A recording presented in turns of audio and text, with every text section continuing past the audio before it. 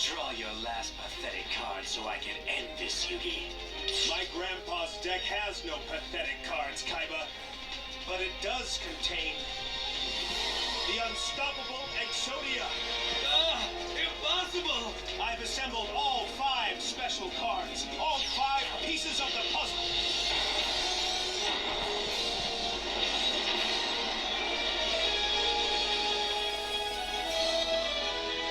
Today I'm back with my other custom faction, again in collaboration with Reddit user Captain Cardboard, without whose help I wouldn't have been able to put this together, so a big thank you to Captain Cardboard.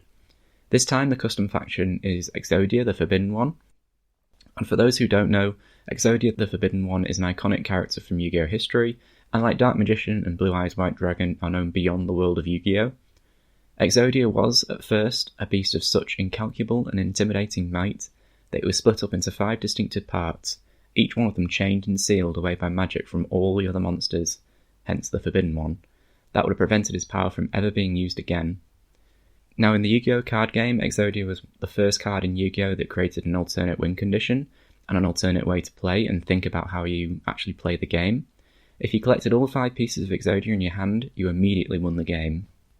Staying as true to the source material as possible, this faction is solitaire, more so than the aliens, and intends to push the boundary of what is possible in Smash Up and how you play with and against such a faction.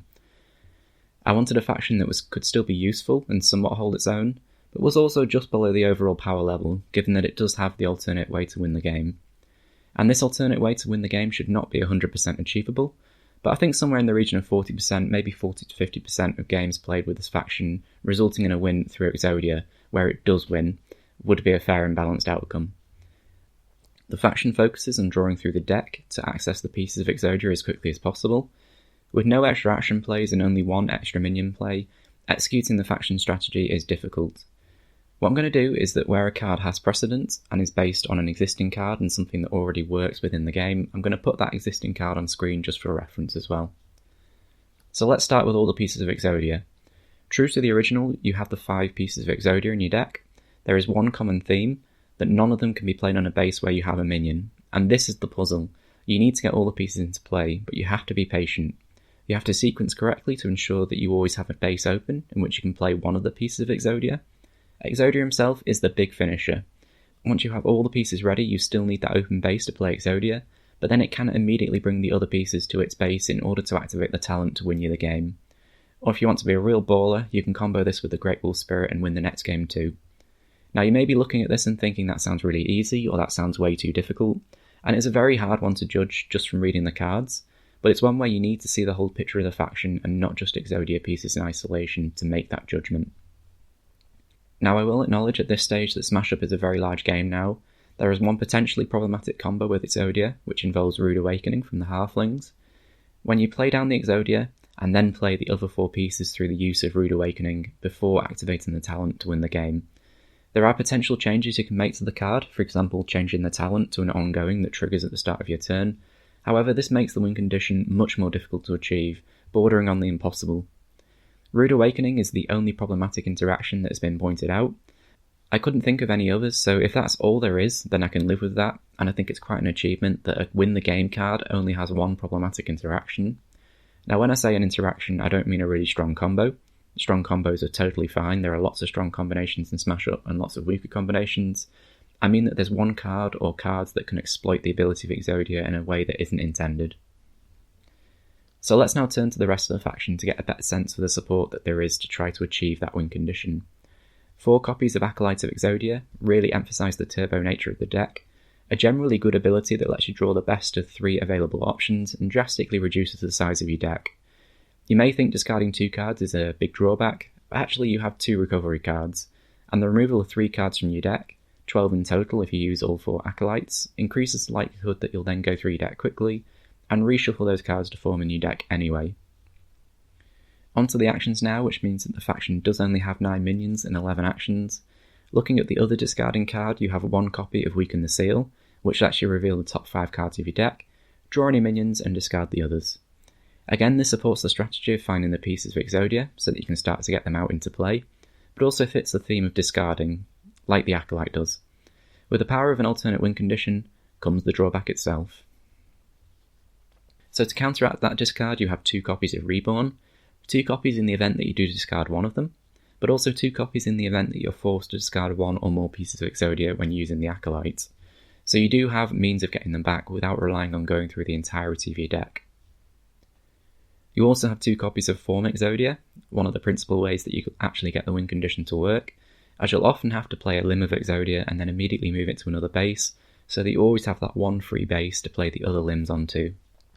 Finally, to round out the 2 ofs, you have 2 copies of Forbidden Knowledge, and this is a card that's better the longer the game goes on, and just provides the faction with the additional push it sometimes needs to find the final piece of the puzzle. This will average out at approximately draw 2, but sometimes does hit draw 3 or very rarely draw 4. This is obviously a really poor card to draw 1, and sometimes it'll be dead in your hand, so it does have quite a high variance. My possible alteration to this card would be to search your deck for a minion of power 3 or less, reveal it and put it into your hand. And that does make it more general and always useful with your partner faction. However, the power of the card is more constant and doesn't have the significantly higher ceilings that the current iteration has. I could go either way on this one really.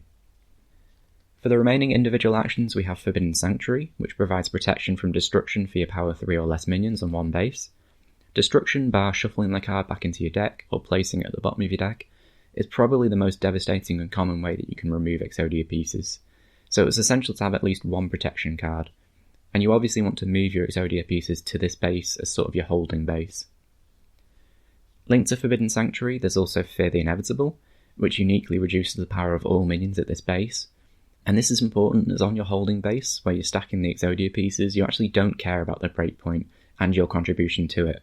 All that matters is the base stays in play as long as possible, which is why this card reduces your own minion's power there as well, and this card may buy you that 1 extra turn you need to complete the combo. I've mentioned several times already that you need to sequence the plays correctly, and that you always need 1 open base to play the Exodia pieces onto. In all worlds are doomed, you have a way to put an additional base into play. This is vital to give you that extra open spot, but it also potentially dilutes and slows the overall game down, as your opponents have an additional base to play onto now. The card is generally useful, but more so in a 2-player game where there are only 3 bases in play by default. Putting Exodia together in a 2-player game, where there are fewer bases, is more difficult than 3 or 4-player, with the additional bases that there are by default. Finally, this is the only card in the faction that provides an extra play, allowing you to play a minion, most often an Exodia piece, onto the new base. The faction severely lacks for extra plays, and that's by design, just to slow down achieving the overall win condition. And this is a very small addition that I feel does just push the chances of achieving the win condition by a few percentage points.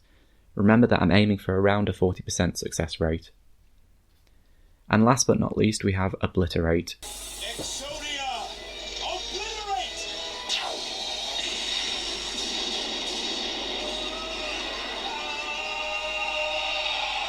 And the text on this card does need updating slightly, so I'll read out what it should say.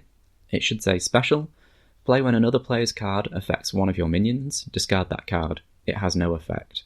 If the minion targeted has the Forbidden One in its name, place the card in the box instead. So this card allows for a one-time universal protection for any of your minions, so it has general use, but even more so if the minion is an Exodia piece. You know that I love the box, and I couldn't refuse the opportunity to banish something there.